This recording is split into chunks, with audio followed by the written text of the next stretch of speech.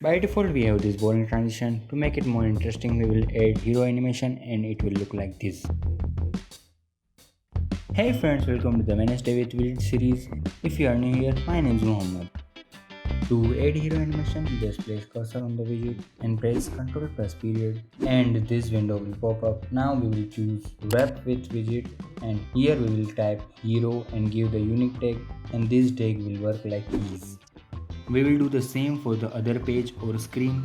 Place the cursor on widget and press Ctrl plus period. Now click on wrap with widget and type hero and give the same tag. It is very important to give same tag, otherwise it will not work. So this was hero animation. I hope you like this video.